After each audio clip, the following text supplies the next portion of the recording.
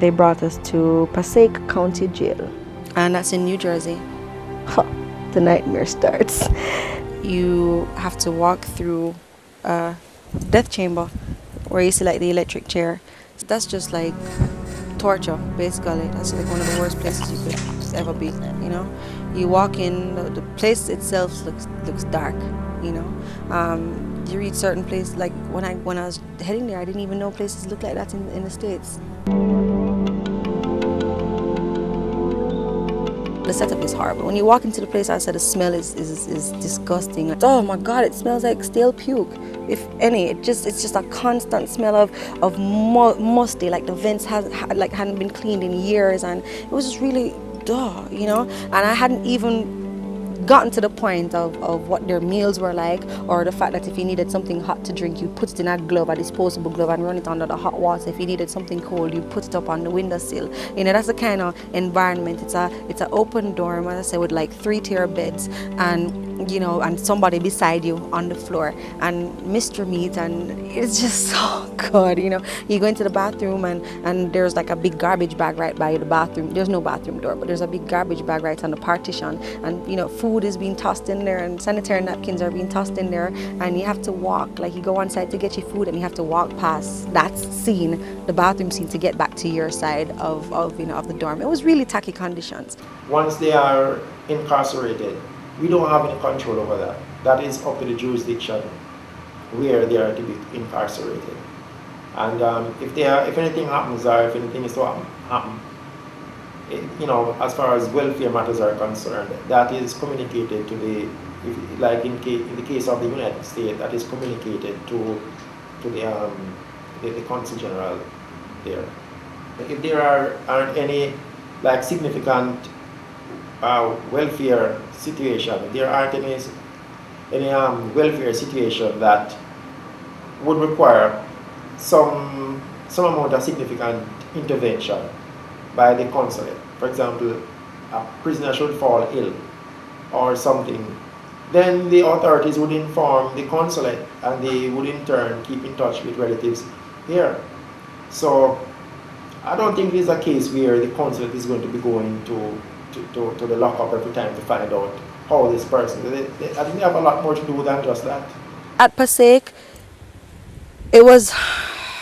Passaic was the initial shock. It's not somewhere that I think people should be held for over a certain period of time, because it's really horrible.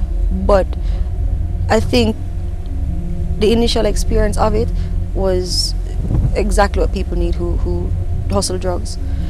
You just kind of treat it like animals, or you know, everybody just line up, and you know, it's just, they just don't. The minute you get there, you no longer feel human. Like you have to stay within yourself to remind yourself that you are human, basically, with the way they treat you and deal with you, you know. They walk out and they give you like army fatigues, you know, and kids to put on, loafers, you know. You learn pretty early about that your pride is gonna go. You need to just get over that, because how they search you is you go in and, you know, you lift your tongue up and down, and you know, they shake out your hair and show behind your ears, and then you hold your butt cheeks and you squat and you cough because they want to see if something is up there, and you're just very exposed, you know. It was just aggressive. You just walked in there and you just smelled the aggression coming off of these girls, you know. And some of them thought they were guys, you know. They're talking to sit down and loxing a girl here and see her on America's Most Wanted for chopping up her man. Okay? Now I really don't know what's going to happen, but let's see. And you hear the horror stories, you know, of girls being sodomized in there.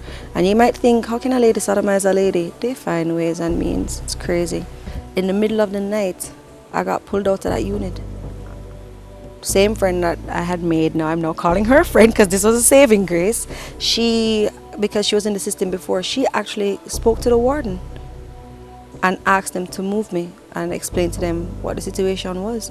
And the same night, like a thief in the night, seriously, you should have seen how they did this. They ran up and tapped on my bed frantically, you know what I mean? And I'm like, what the hell? And they're like, get your stuff and go, get your stuff and go. And I was like, okay, does everything have to be so dramatic? And I got my stuff, and went upstairs and I was now in the same unit, you know, with her. You can't determine what you want your jail sentence to be like. Sure, you'd like to be living or staying in a nice enough dorm and you're having time blow off and you eat nice meals and stuff. Whatever. You can't determine your jail time. You understand clearly? So what you need to do, and what I did, was I stayed open. Every new experience, I kept my eyes open. I kept, you know, my ears open. I was like, okay, what's happening now? How is this going to play out? And the minute something would become too overbearing, or if I felt like I couldn't control the situation, I'd have to calm myself down. You say your number and I go up to the doctor and this man is saying, what are you here for? And I say to him, no, I'm a little snappy. I said, I don't know. You called me, you know, like figure it out. And he says, well, I don't know what you're here for. Go over in the corner and wait. And as soon as I turned around to walk away, he says, oh, Louis, I just remembered you're pregnant. I froze. I froze, and I think on my way back upstairs, I smiled, you know, because I was like, oh my God, I'm pregnant, you know.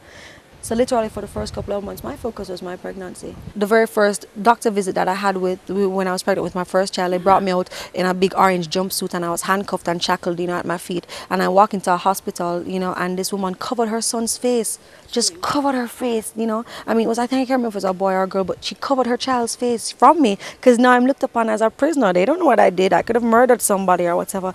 And I was like, damn. I was like, look on this yours there. You know what I mean? Like my mom and my dad, bad enough, you know, they instilled, you know, morals, and they worked hard, you know, and did what they had to do, and here I am. She has been in at least 6 jails throughout her period of being locked up, but none of these experiences has had such a crippling effect as losing her firstborn. The birth of my son in prison. If I could take it back, I would. If I could not have gone through that, then I would have.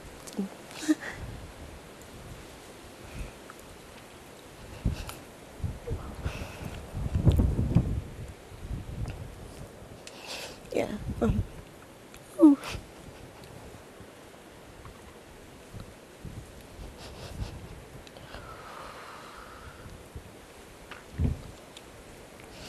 Yeah, there are not many things I regret in life. But if I could not have gone through that and actually lost him, then I would have opted not to. So, it wasn't a bed of roses, put it that way. And it's something that I still pay for, like years later. So.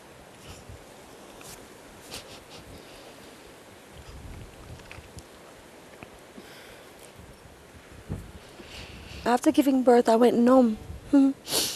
Kind of preparing for it, you know that you're going to have to give him up and stuff, but nothing can ever prepare you for that, you know. When he's born and you see him and you smell him and you know he's yours, and then a few days later, you know, he's not there anymore. And then to make matters worse, the state charged me for child abuse and pretty much took him from me because I did paperwork in the jail onto how, like, based on how the transaction was supposed to go. I don't want to say transaction with my child, but that's really what it was, you know.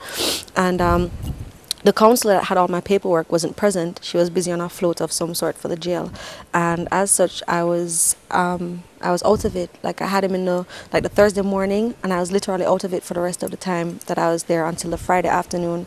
And when I came back to, because my pressure was so high, I mean, like, really high. And when I came back to, and they, you know, discharged me from critical or intensive care or whatever and brought me up to my room, I had a very obnoxious social worker tell me that my child no longer belongs to me. He now belongs to the States of, United States of America. But again, I deliberately got numb, like deliberately, because I knew and I identified from early that it's the one thing that could have just crippled me, definitely. So yeah, I just went numb. So I just listened to them talk. I listened to them charging me for child abuse. I watched them sign the document, and then like 2 days later I had to go back to the jail. But yeah, I mean, you go numb. Like, I deliberately went numb for that. You know, it's like you're looking at your stomach, you know, you have stretch marks, you know, that you just gave birth, you know, there's milk in your breast, you know that there's a baby there, there's a baby that you have, but you know what you're going to do. Once again, it's just a reminder that you made a mistake and now you're paying for it. But I mean, I felt like I was paying for it on a high scale, Her son taken from her and given to the paternal grandparents. This was a sobering experience for her. It remains a constant pain for Kerry even today. Ain't about what's waiting on the other side.